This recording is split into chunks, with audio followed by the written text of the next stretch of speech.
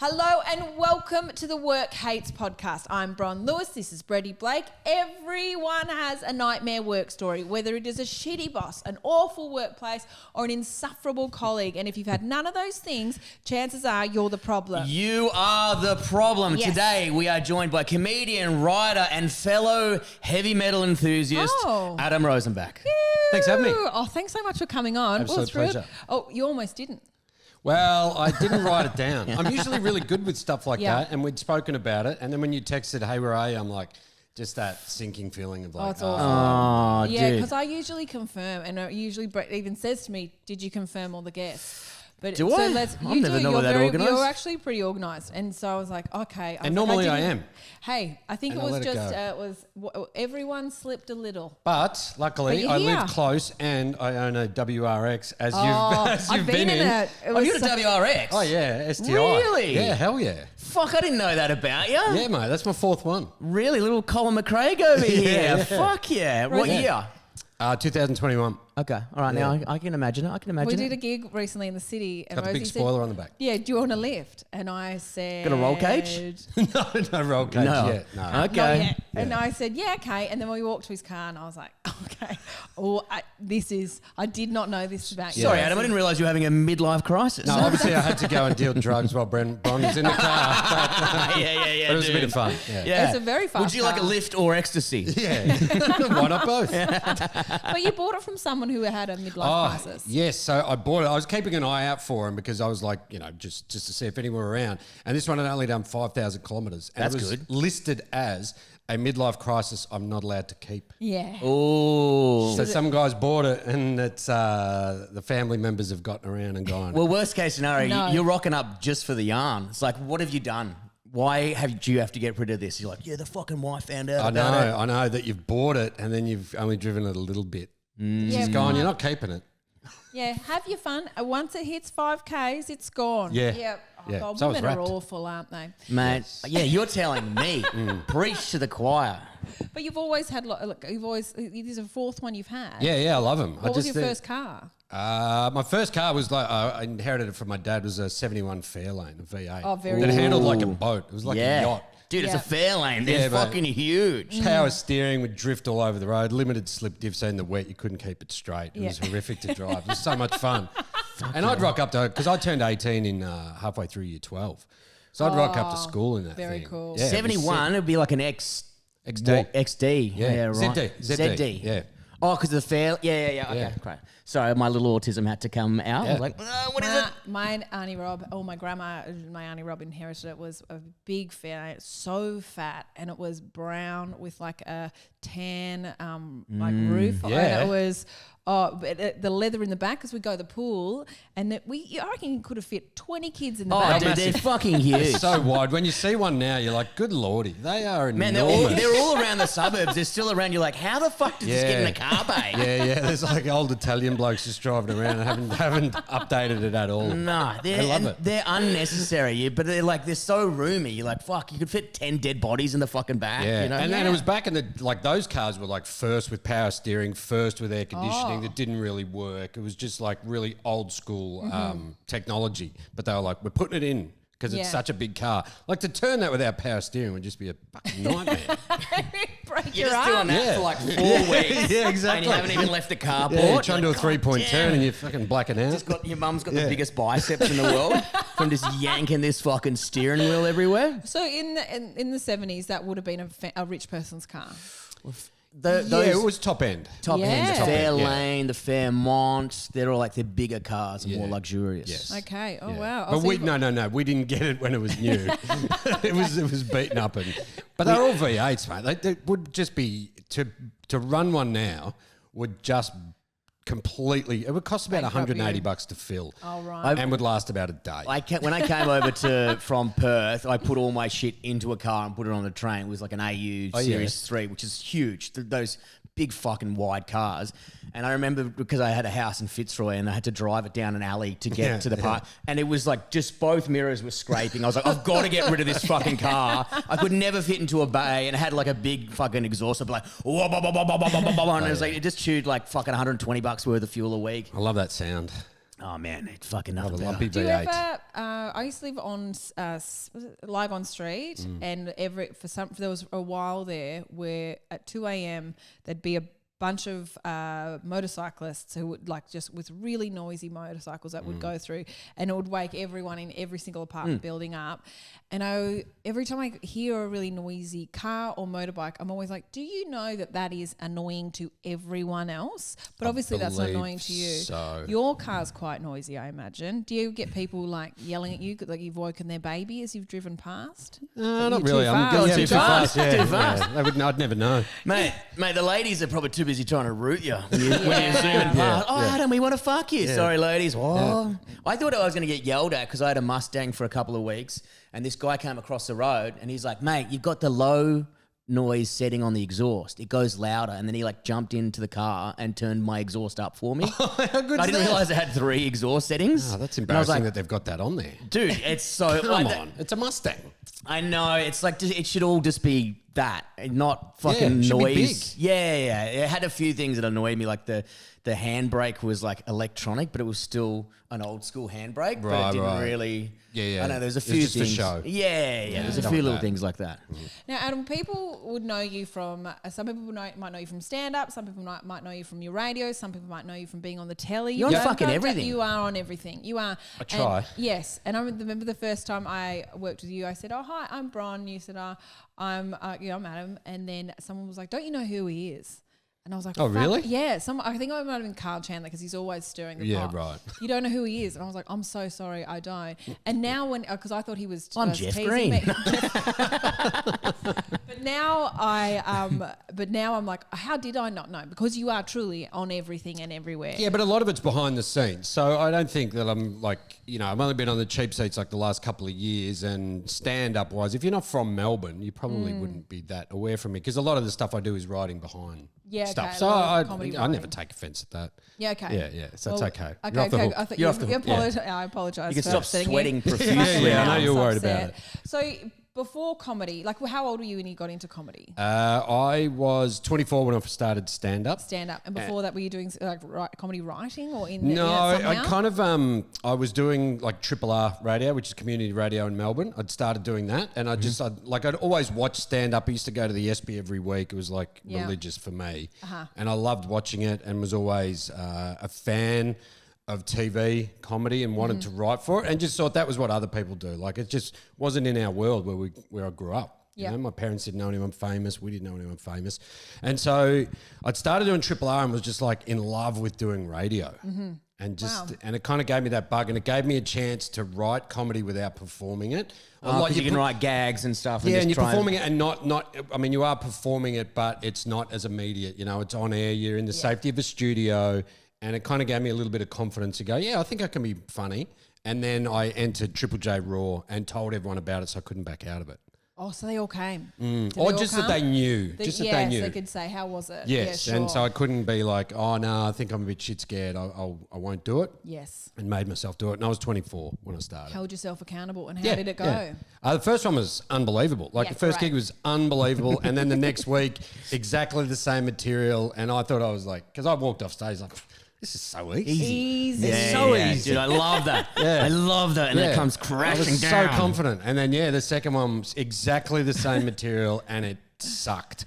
And I just remember going, what is happening? Yeah. It's obviously not my fault. And it was good to their get fault. that comeuppance really quick. Yeah, within a week. Yes. Holy, what a roller coaster. Yes, yeah. And so that's where you're like, oh, okay, it's not going to be a lay down misère every time. No, so if the first one went that well, really well, did you invite more people to the second one? No, I don't think I did. Oh, that's lucky. Yeah, That would have ruled. Yeah, but also I didn't think that it was just going to be.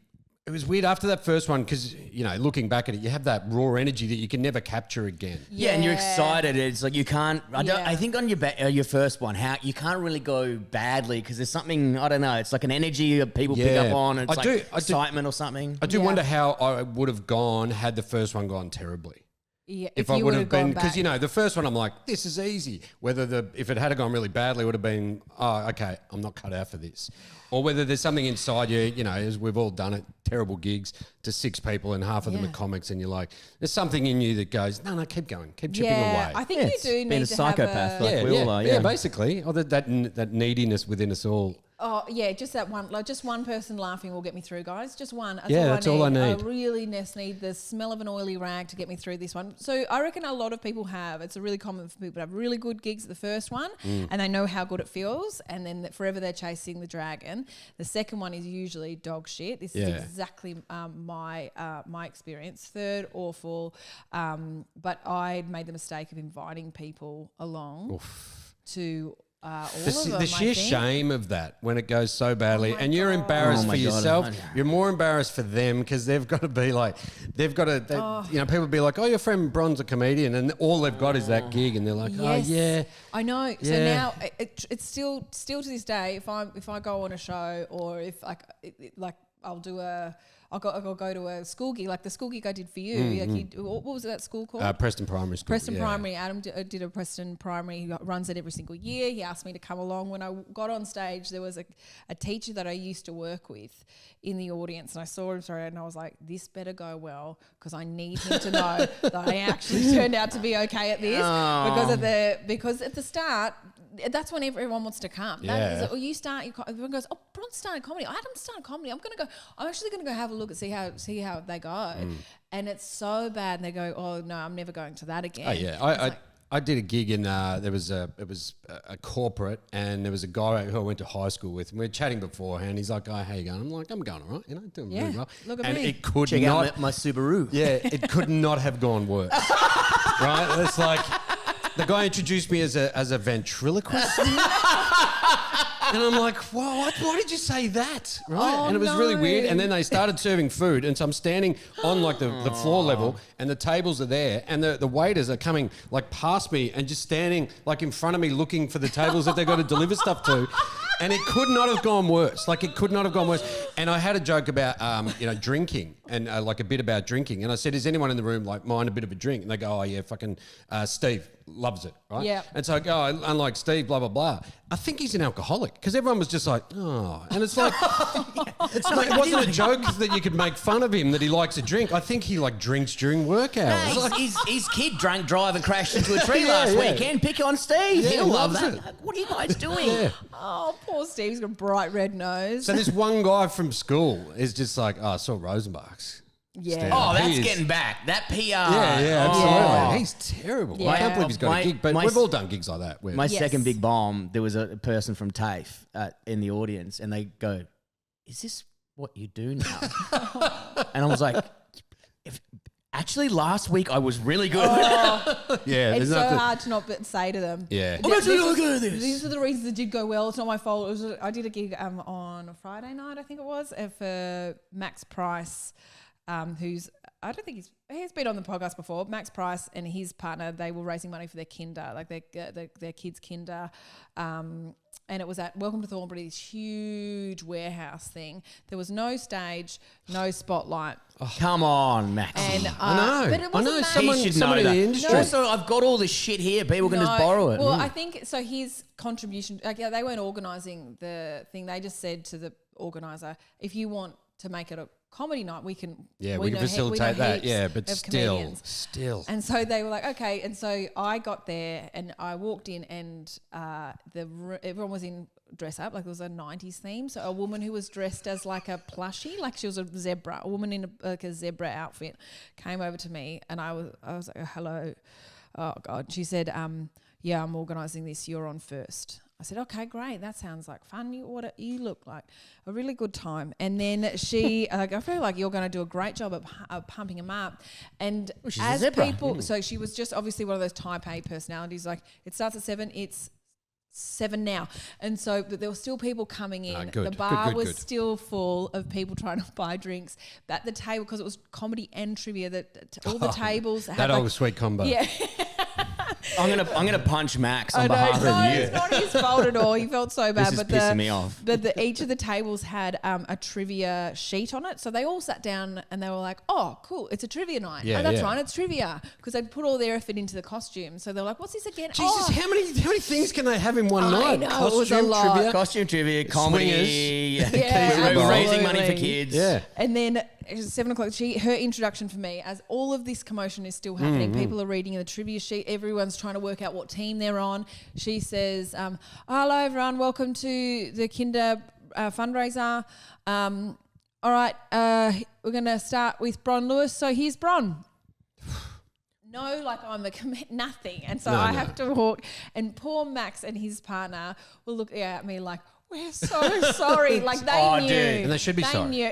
Yeah, They I'd knew. be It's on you, Max. sharpening a fucking knife while I was on No. stage going, I'm going to gut you, cunt. So Yeah. I was like, this is going to be hard, and they wanted me to do 25 minutes. No, and you've- no. no. It was that 10 10 minutes. They're talking, yeah. people are introducing themselves because they don't Of know course. all each other. They're all the same. Oh, can I sit here? Yeah, and I'm trying to talk over them. The worst part, I think, was Max felt so bad that it was going so badly that he laughed way louder than any human could ever laugh by himself. It says that's a good one. It says maniacal. Yeah, What yeah. a psycho. And so he seemed unwell, and I was just kind of pushing through. I couldn't look at him because I was like, this is too embarrassing.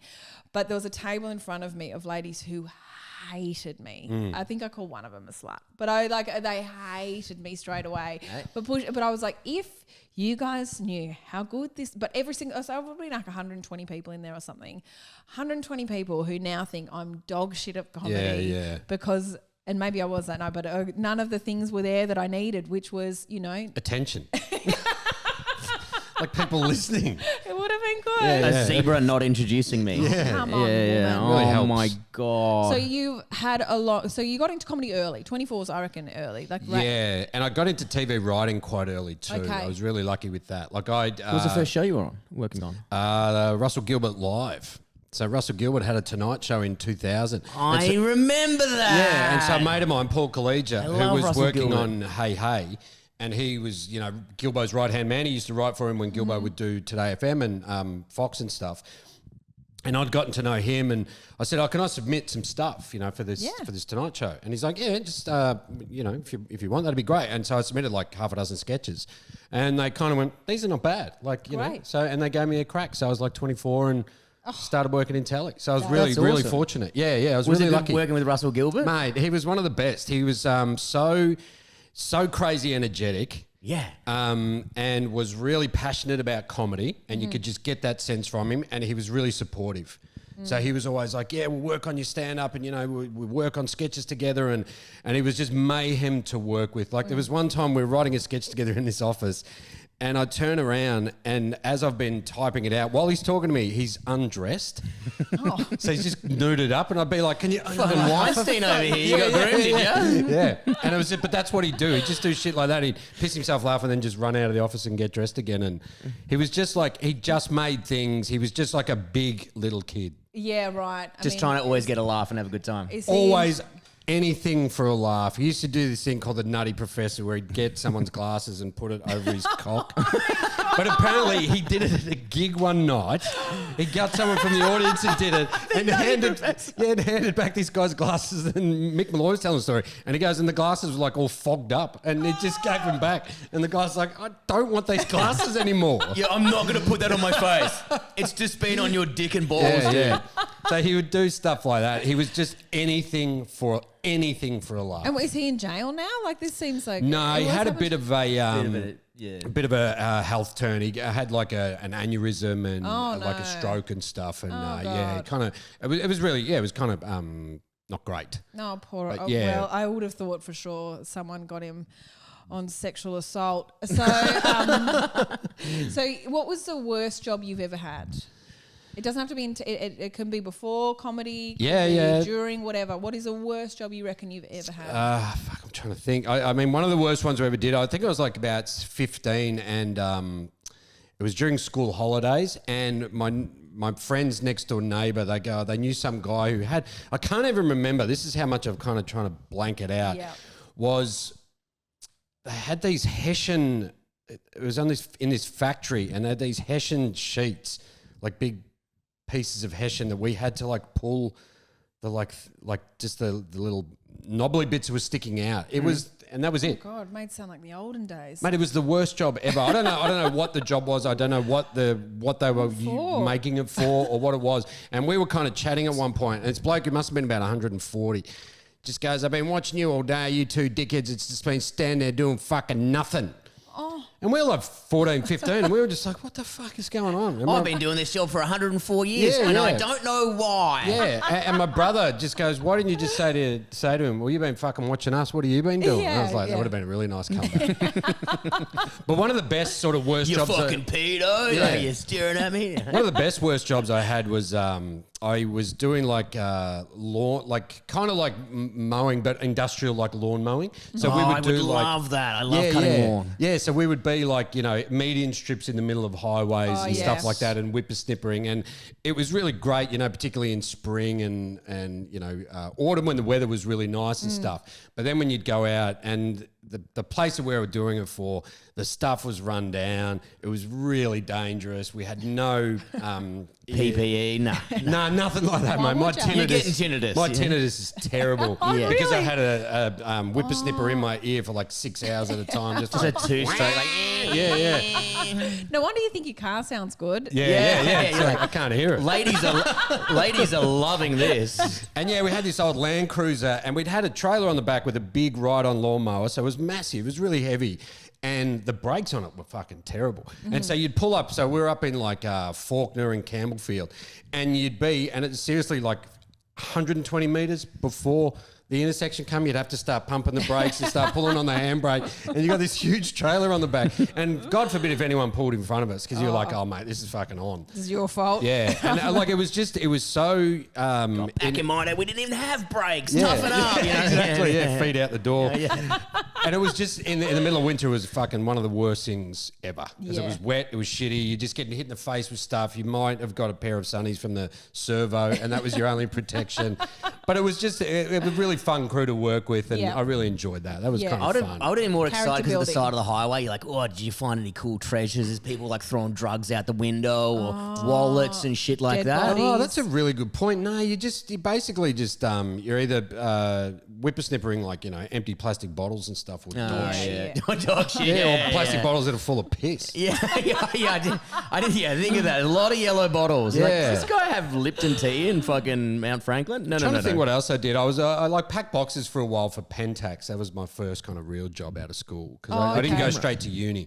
And that was kind of like, I remember being in that warehouse, and you know it was fine. Like they were nice blokes, and it was pretty easy. You know, just indoors, and it was kind of fine. But there was a guy who was there who would have been, I don't know, I guess well into his 40s, and he had been a warehouse worker all his life. Yeah, I know the guy. And so I was like, I don't, and it gave me a really good idea of what I didn't want to do. Yeah, great. Good kick up the bum. Yeah, isn't it was. I was just like, I can't fucking do this, you know. And this guy, I was so happy. And he was like, loved to pack boxes and, you know, getting the packing peanuts down and refilling that box and all that sort of stuff. Man, there is something about when I worked on the conveyor belt at the airport. There's something nice about sitting there because you had your own, like you had looked after 5 or 6 postcodes. Yeah. And there was just something relaxing about just doing that routine work or whatever. And I would love the idea of it, you know, because when you're trying to think of a comedy festival show or you're just in a bit of a rut in your career, and you're just like, there would be something nice to come home that when you got home, you don't have to think about work. Yes.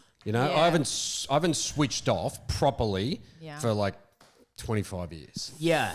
You're just on. You're just always on. And it doesn't matter where you are. You can be on holidays. There's something in the back of your brain. It's like, you know, that kid who's fucking run into the sea and gotten belted by that wave. Is there a joke there? Is there something there? Yeah. I can't remember the last time, and I absolutely just completely had nothing to think about at really any good point in the day. Like when I'm asleep, in the shower, whatever my brain is just fucking always just searching for something. Yes. Something funny. I get envious of those people who just have that switch off. Mate, and they then come home, TV, hit the bong, you know, have a couple of beers and just fucking that's it. And then the next thing, they get up and they go to work and they're really happy, and there's something really envious to it.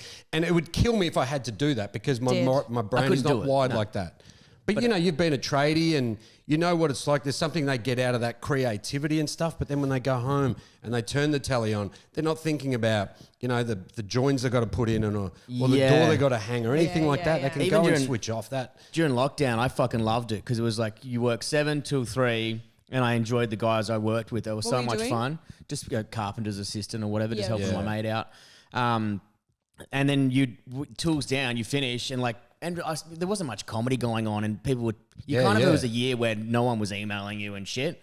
I was like, this is awesome. I'll just come home, have a cigarette on the balcony, a couple of beers, and watch a movie with the missus and like make dinner together. And I was like, this is pretty nice. Yeah. Fuck, I don't have this. Yeah, my brother's a chippy, so I tried to help him out occasionally. You know, he'd be like, when I was younger, before I'd started stand up and stuff, and I'm scared of heights. So it's just the worst fucking combination. No. So he's like, oh, can you just get up there? And I'd be like up on the ladder, just like clinging on for dear life. And I'm up like 3 rungs up. And he's like, oh, for fuck's sake. And so when at mum and dad's place, my brother built an extension. I handed him a hammer. Who gives a shit? It was us. And I remember we were on the roof, there's a sloping roof at the back. And I don't know how I managed to get up there, obviously on the ladder, and had overridden my fear of heights and then got onto the roof and then couldn't get back. To get to the edge, like absolutely frozen. They're like, well, you got to come down. I'm like, I can't fucking do it. How old are you at this stage as well? Like, I would have been like 19, 20. Like, grown up. Get down as like a grown man. Mate, I'm terrified. When I was little, so I've always been scared of heights. Yeah. And we were down at the Rosebud Carnival, and I would have been like 8 or something. And we were there with my cousin, who was like, she was like 4 or 5. And there was, you got your big Ferris wheel, and I knew I couldn't go on that, but there was a little one for the little kids, right? Yes. And they're like, well, Adam, you can go on that one, and So with my little cousin. You knew your boundaries. And I was like, okay, I can go on. That's not that high. And then I got on it, and it started, and I just fucking lost my marbles, right? Like people are running in everywhere thinking a little girl's been fucking attacked because I'm just like, there's a 12-year-old girl on fire. Yeah. And then I seriously reckon the bloke just went. It was probably one of those ones that they do by hand as well. Mate, like it was so fucking tiny, and I've just fucking lost it. I'm terrified of heights. Your dad's just in the car driving away. Like, he's not my son, man. Yeah, there was a lot of that. I wonder why. Like, I wonder what happened. There must have been something when you were a baby where you almost were dropped or something. Yeah, I don't know. Must have been like something. One of my first memories when I was really little is, your parents put you on your shoulders when you were a toddler, and even that being at like door level height, just fucking. I just lost my shit. Nah. No, That's why you like the STI. They're very close to the ground. Yeah, the low cars. Fucking low cars. Exactly. What is that really tall building? Is a Eureka Tower? See, I can go up in high buildings. I can stand at the glass because I know I'm protected. But to walk out in that box, when I was in Chicago, there's the Sears Tower, and they have the box with glass. And even I don't like that. It's awful. I crawled out onto that to get a photo, and the look of terror in my eyes on that photo. Is just, quick, get a photo of me. Everything just like as the puddle of urine just grows around me. Like I was, mate. But then when I was in South America, we did this hike. We're in Patagonia, so we're halfway down Argentina. Oh, great. And my friend who's Argentinian, we went to this like hiking place, and they said, we're going to do this hike onto a glacier. And they said, there's this one part where you got to cross a river, but there's no bridge. And I was like, what does that mean? She's like, well, you got to hook yourself onto the thing and pull yourself across. And so I really wanted to do the glacier walk. And I was like, you know what? I'm never going to be here again. I've just got to harden up. I've got to do it. Yeah. And I did it. Like I managed to do it. Like sheer terror the whole way across, just panicking as you're pulling yourself on the pulleys across. And what's the drop to? To the river. Yeah. It was absolutely terrifying. Awful. And then we got on the glacier, and it was, one of the best things I've ever done. I climbed an ice wall with the axes. I did that, and that was Very like strong for that. I was terrified, like smashing them in like about. You only need to put it in that far to get yourself up. And I was just like, and kicking the crampons in and just fucking hanging to the wall. But it's fucking petrifying. Like, oh my fucking god. Oh mate, every ounce of me is just like, as soon as I get away from the ground, there's something inside me that freaks out. I can't handle it. No, I'm actually okay. Helicopters. I've been in helicopters a couple of times. The takeoff is not great, but once I'm up, I'm okay. Yeah. And flying doesn't bother me again because I'm protected. Weirdly protected. Maybe you're like, if it crashes, I just know I'll die instantly. Well, it won't hurt. I sometimes look out. You forget when you're in a plane because you're fucking in them so many times. You look out the window. It's normally after I've had an edible. I'm like, this is very high. This would really SMI. Yeah. I have had that though, where it wrecked. turns and you look out and you just get that vertigo kind of rush. Gone. But I'm okay. I'm okay. Your flights. Yeah, Yeah. I couldn't do that parasailing or Well, what kite about this? surfing. There was a gig I think it was during Brisbane. Oh no, it was I think it was Sydney Comedy Festival where they were paying comedians to do the Sydney Harbour Bridge walk, and then at the top of the bridge, the comedian would do a spot. That is awful. Could you do that? I'm happy to do it. I just know that would be a bad gig and I'd bomb. No, the laughs are not.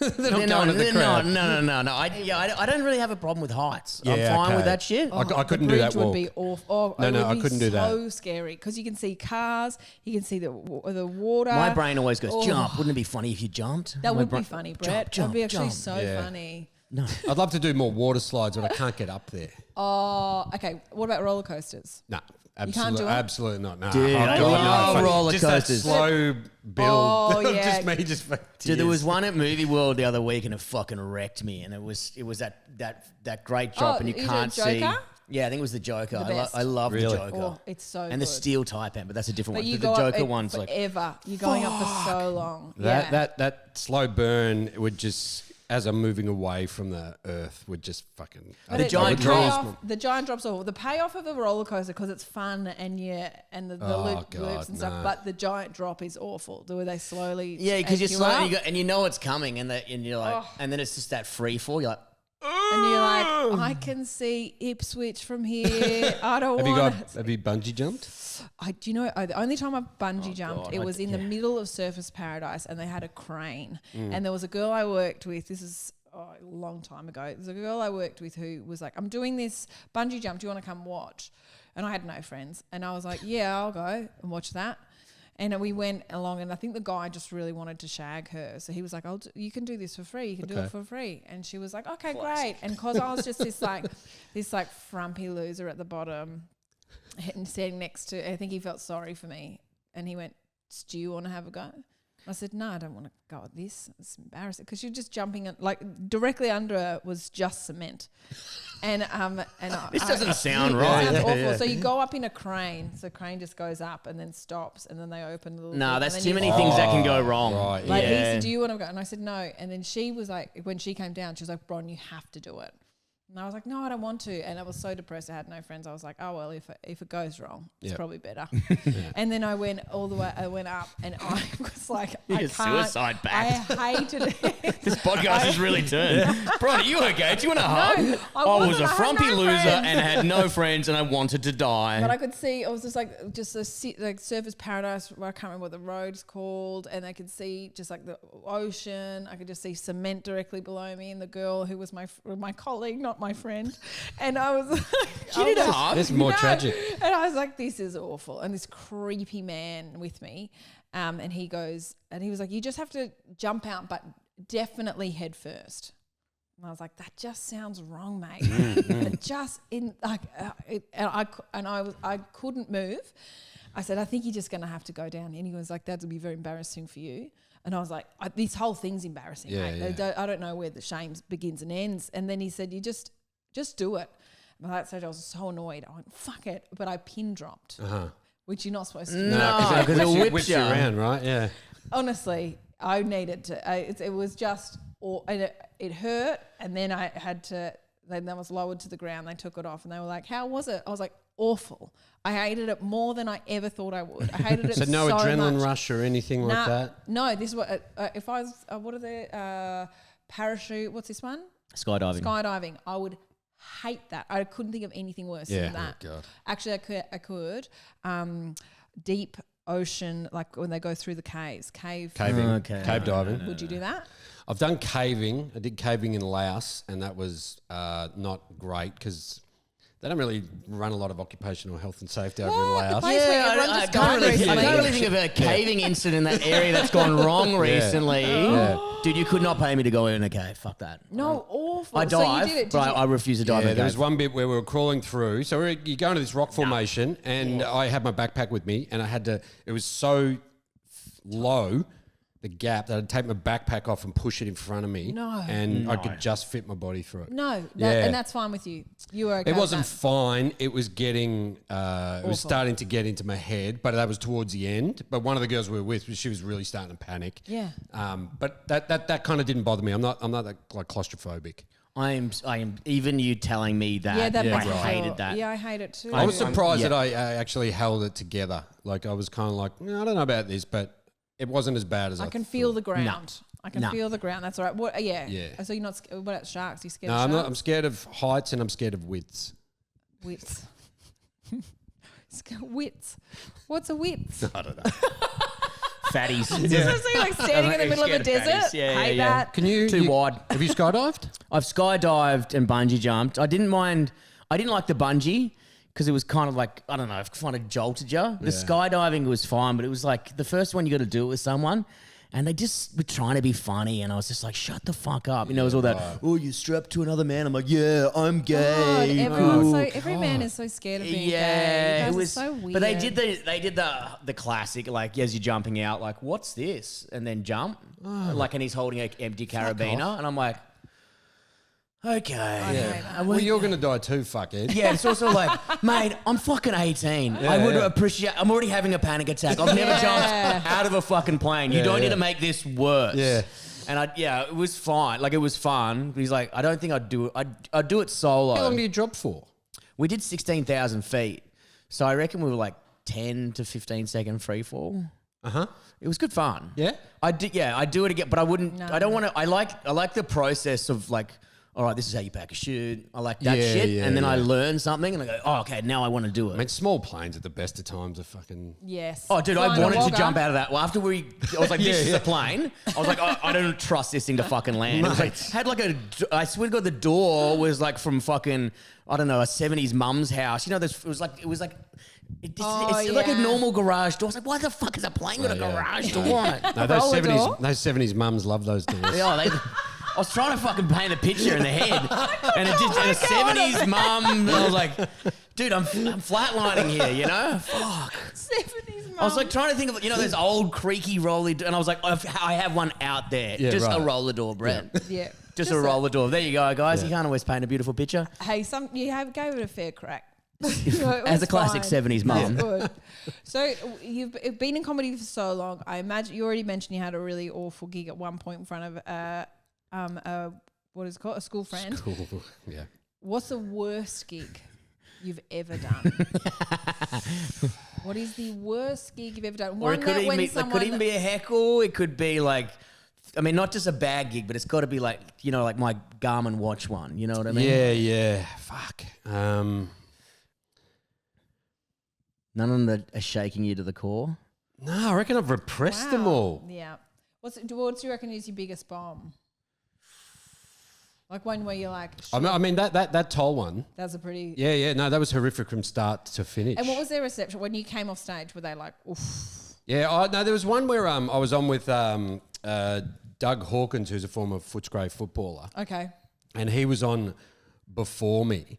And he did this joke. He goes, oh, you know, I was on a flight with Sam Newman, and the air hostess came up, and she was like, she walked up to Sam and said, headphones? And he said, oh, my name's not Phones. And the joint just fucking lost their shit. Oh my God. And I was standing there going, I'm doomed here. Oh, like, I am cooked. And I proceeded to tank so badly for no. 20 minutes.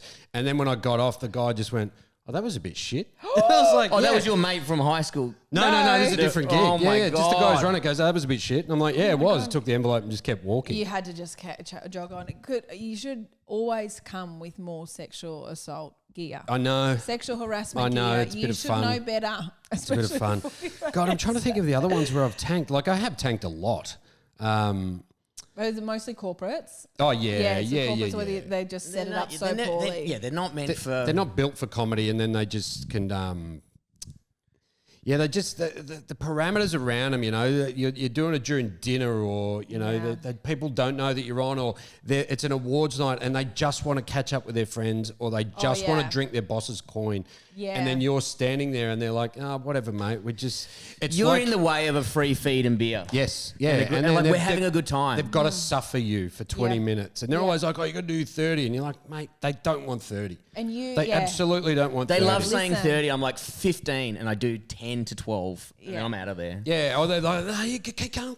You're like, "No, why?" Well, this dreadful gig I did in a warehouse, Welcome to Thornbury, because she said 25, and because she'd set me up so badly, I was like, no, I'll do 25, but I want you to see just how badly it's gonna go. Like I could have just done 10, but I was like, I need her to see how like she Max probably is like, I don't have this much laughter in me. I reckon He's having a fucking working stroke. hard here. Yeah, I'm gonna fucking kill you. It was tough when I did gigs in Afghanistan for the troops. Oh yes. Tell us about this. Was that fun? Yes, they were. They were a lot of fun. The first one in Kandahar when we first got there, that was incredible. For the Taliban? You're pro-Taliban, were you? Yeah, I was, yeah. They're good people. Allah Akbar, boys. What do you reckon about this one? It's so weird when you're doing stuff, and then like I had a story about because I'm anaphylactic and ended up in hospital because I'd eaten peanuts. Oh, no. And you're telling these guys who've seen like fucking their mates get shot, and I'm like, oh, look at me, I can't handle a peanut. And as I'm saying, also, like, guys, this stage is too high. yeah. So as you're saying, you're like, down. I'm fucking embarrassed for me. Yeah. Right. But there was one we were doing it in Kabul. We were at the NATO headquarters in Kabul, and we'd been chopping across there at like 3 a.m. The guys were on a Chinook helicopter. All the guys on there had night vision goggles on, their machine guns out the side of it. Oh my God. When we landed on this park next to the base, and the guys came out to cover the chopper landing so we didn't get shot at. And then when we got off, and they were like, see that gate over there, like 80 metres away? They go, just fucking run for that. What? Yeah, and so you get off and you bolt for that. And so we're on this base, and the next morning... Are they joking, by the way, or are they serious? No, absolutely not. No, that was legit. No, it was legit. And the next morning... because the base had been kind of infiltrated a couple of times, they were like, "We need to get you security passes. Do not leave where we've set you in your like bunks." They go, "Don't leave here because if you walk out and you haven't got your security pass on, it's like shoot at sight." Oh, and they ask questions later. Yeah, just shoot them and we'll worry about the things later. So we're like, "Oh, I might stay in my room then." You know? That's the only, because normally when someone gives me a lanyard, I'm like, I'm not wearing a fucking lanyard. Yeah. I'm wearing a lanyard. I'm wearing a lanyard. I'm wearing a lanyard. Yeah, That's fine. Absolutely. And so we do this gig at night, and I'm the only comedian over there, and we're doing it. There's heaps of Americans, and so a lot of my stuff wasn't going very well because I hadn't worked out what they knew. And you say stuff like, "Oh, mate," you know, and then I crack the shits, and they're like, "They don't know what that means." She's pants and stuff like that. And then these fucking Black Hawk helicopters start landing. Like about 80 metres away, and you're just going, and they go, keep going. I'm like, can I just wait? And they're like, no, keep going. And so we're doing this gig. Oh my God. And then the head of the base comes over, like the general who's running the base, and he goes, you're going to have to stop the gig. It's too noisy. Oh, you're too noisy. Yeah. That's fucking, what am I interrupting the Black Hawks landing? Can you not hear the Taliban shooting over the fence? You've been heckled by the Taliban. Guys, this is too loud. Yeah, keep it down. Oh, because they thought that was drawing attention to the base. I don't know what it was, yeah. But then I think it was 2 nights later, we were back on the main base in Kabul, which is the Air Force base that they were on, Kabul International Airport. And so there were mountains, like, next to the base. And so you're told when you get there, if there's a rocket attack, there'll be an alarm, and you've got 8 seconds to get on the ground. And they say, make sure that your feet are facing the mountains and not your head, because we want your feet blown off and not your head. Right? And so they tell you that when you get there, and you're like... What? So you got to put your feet facing the mountains. Yes. Because if it comes in that way, the shrapnel will sort of come that way, and they'd rather it hit you, take your feet than your head. Oh, it's safer. Okay. All right. But you're lying face down. So get face down, have your feet facing the thing. Oh, my God. And so I'm like, oh, yeah. No, thank you. They're just telling us this. You know, probably just to spook us, but I'm sure it doesn't happen. Dude, I would get freaked out. I'd be like, what fucking way have I got to lie down again? Shit. So we're doing we do the gig. I've done my spot, and it was fun. I really enjoyed it, and it was really nice. And then there was a band on after me, and then the music just cut out, and I was like, oh, maybe the power's dropped off. We're in the middle of Afghanistan. This is going to happen, and then everyone just starts screaming rocket attack, right? So everyone... No. And I thought, oh, maybe not everyone hits the deck. Fucking SAS hit the deck. And I'm like, okay, maybe I'll lie on the ground. Oh, damn, where's my feet going? Yeah, Where's the I didn't mountains? even think about that. Yeah. And I remember laying there and I was fucking shitting myself so hard. I got my hands on my head because rockets don't go through hands. Yeah. No. Dude, yeah. As long as you got your hands up, you'll be fine. And all I remember, like, just in my head was just thinking, just me going, you fucking idiot. It's your fault you're here. And I was just, my last moments would have been me berating myself. my gosh. Just going, you're a fucking idiot, Rozenbachs. What are you doing? My last thing was like, what do you mean the Americans didn't understand? Fucking dickheads. Like, I'll get him next time. oh, God, I should have said this. Oh, damn it, I'm dead. Yeah. And so they get up and there was another alarm because they thought someone had infiltrated the base, right? So everyone just grabs their weapons and just fucking runs out. So they all grab machine guns. Were you allowed to grab one? I'm like, dude, I'm going to grab Yeah, I was like Rambo. Fucking put me in it. Get me in the game. Can someone cock this for me? I don't know what to do. Get me in the game. And so this one guy goes, oh, mate, you can go out there now. And so I leave. We're in this big tent. And I leave the tent. And all these Aussie troops go, Adam, get on the fucking ground. What are you doing standing up? I don't know. And I'm like, and I just fucking hit the deck again. I didn't know. This other guy, I don't know who the fuck. He just goes, oh, mate, yeah, you're all right. You go walk out there. But no. Oh, shit. Oh, he hated you. Maybe he didn't like your comedy. Yeah. You go stand I shouldn't have directly in picked on front of him. that. Yeah. Holy hell. How long are you over there for? So each time you're over there, it's like for like 4 nights or so. So I've done Iraq twice and Afghanistan once. Like the one time we were in Iraq, they have a thing called shelter in place. So again, this is back in the early days of drones. Like ISIS would attach hand grenades or bombs to the drone, fly it over the base and then drop the bomb. And so I was in the shower. Holy shit. I was in the shower when the alarms went off and I didn't hear anything. And so I come out of the shower like it's fucking Dramana Caravan Park with Mattel around me. And everyone's like, get in the fucking bunker, mate. And I'm like, okay. It's got a glass of fucking Sauvignon Blanc. Yeah. I got my mid-strength Great Northern. What's going on, fellas? Got my flip-flops. And it's just like, okay, no, I'll get in the bunker.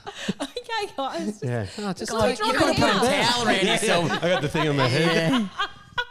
Fucking naked in a bunker. Like, Because I imagine that would be a lot of people's like inner monologue when something like everyone told me not to come. Yes. People said, "What the fuck are you doing? This is a really I went risky into thing." a war zone like a fuckhead. Yeah, and Willingly. somehow I got injured in a war. Yeah. You know, you're like, oh, Did you believe you're on a it. pension? I slipped over in the shower. I didn't hear the alarm. yeah. But So it was great fun to go. Would you do it again if there was another one? Absolutely, Yeah. Okay. Yeah, it's kind of they really look after you. There is a level of danger. Yeah. That you kind of appreciate, particularly like when we landed in Kandahar and you go through at the airport, like the terminal, and it's called the Taliban's Last Stand. And it is like there's a bomb crater in the roof. It's pockmarked with machine gun fire. And you're like, this was Oh my God. properly a complete and utter firefight where you're going into. So you're reminded straight away. Yeah. And when you're coming into land, because you're in a military aircraft, and so you're sitting on the netting and you can't really see out. And you know when to come into land because they're like, all right, put your bulletproof vest on and your helmet. Because that's where, you could take ground fire from now. Shit. And so as soon as you land, you're like, okay, it's fucking on. But then you're walking through like the mess in the kitchen and stuff, and a lot of the Eastern European countries use AK-47s, which is sort of like, in the movies, is the terrorist weapon of choice. And so when you're seeing that, and they're like reaching into, get a can of Pepsi and stuff, and they're fucking knocking their gun into you and shit like that. So you're constantly reminded of where you are. So it's not like you'd ever get comfortable and be like, oh yeah. And you don't sleep well. You're on high alert. So because I know that Nick Cody went over and did one of those. Cody's didn't done he? it. Lemo's done it. Lemo. Stack. Oh, has he? Yeah. The women ever go over? Yeah. Who's gone over? Bev Killick, I bet. I went over with Christine Ryan. Oh, really? Yeah, which was great. Yeah. We went to Iraq together. Oh, nice. So that was great. So yeah, it's a pretty good balance. The only thing I'd say is like it's a proper as a gig to get an understanding. It's a footy club with guns. Yeah. So It's that's gonna the be level. rough. Yeah, that's the level. I remember when we went to Baghdad the second time, and I was with Leems and a couple of others, and we kind of went okay on the first night. It was a little bit rough, and then the second night we just did jizz jokes left, right, and centre, Okay, they and I loved it. Okay. And you're like, that's the level that you Yeah, have to play out. Hearing cricket, you hear. And you go, Yeah, mate. oh, okay, this is not going well. This is not going well. I've got a red dot on my head, don't I? No, they're all heavily armed and they're all ready for combat. Oh my God, I Yeah, don't know it if was I'd great, but it really was enjoy that. Such a great experience. Oh, good, Yeah, yeah, great. yeah. I Just would love to do climbing it. I a reckon I'd have a glacier. ball. I reckon you would. I'd have You a ball. face your fears a lot then, Adam. That's really awesome. Yeah, I try to. Because the one thing is that I always think, like, in that kind of stuff, and the thing in South America is like, I'm never going to be here again. Yeah. So just fucking, just do it. And if you can get through it, like when I was in South Korea last year, there was this suspension bridge that I was a part of a tour because I went to the DMZ, the border with North Korea, which was really cool. And there was another suspension bridge, and I wanted to cross that, and my brain just wouldn't let me. And I was like, oh, well, you came here, you gave it a crack. It's not a big deal to walk across a bridge. Yeah. You're fine. So I do try and get out of my comfort zone. Yeah. Yeah, I think that's, Because otherwise, what do you end up? Just like we stagnate, you just don't move. Yeah, it's a woman in her 70s with a door. Yeah, I mean, exactly. that's no way to live, is it, Brett? No. It's that. So get out of your comfort zone and get yourself a roller door. Yeah, get yourself a roller door. Be a 70s mum. Yeah. I'm getting bullied on my own podcast again, aren't I? All right, so Adam, how can people find you? Because are you doing a show next year? No, I don't believe I am. I think Okay. I did one this year and I really enjoyed it. And I found like I did, after COVID, I kind of did like, I think 3 in a row or 4 in a row. Yep. And I just felt there was 1 year where I just felt like it was really... Forced. Yes. Every bit of it was like, fucking hell, I'm really struggling and nothing has really popped up. And now's about the time, we're in start of September. It's about the time when you start looking to next year and nothing's really coming to me. So I'm being like, no, have a year off. Well, you got I did this year. So many other things going on. Yeah, and I'm okay with that. Yeah. So no show next year. So how can people find you? I'm on Instagram, Rozenbachs, Rozenbachs, and Instagram, Facebook, all that kind of. Or any usual. high platform. Hopefully be back on the cheap seats in the next couple of weeks. And then I do Triple M every Friday morning, Clown of the Week with Mick Malloy. Oh, great. Lovely, which is a lot of fun. Man, Very so good. much fun. Yeah. Guys, if you're not already on the Patreon, make sure you do so. And if you're not on the YouTube, give that a subscribe and share it with your friends. Leave Yes, reviews, all that please. boring shit. Until next time, thank you very much for joining us, Adam. Thanks We for having me. appreciate it. Adam. Thank you very much, guys. Bye. I've been fired from a lot of places. I've been fired from so many places. I went into the class one day, real bullets. Kill me.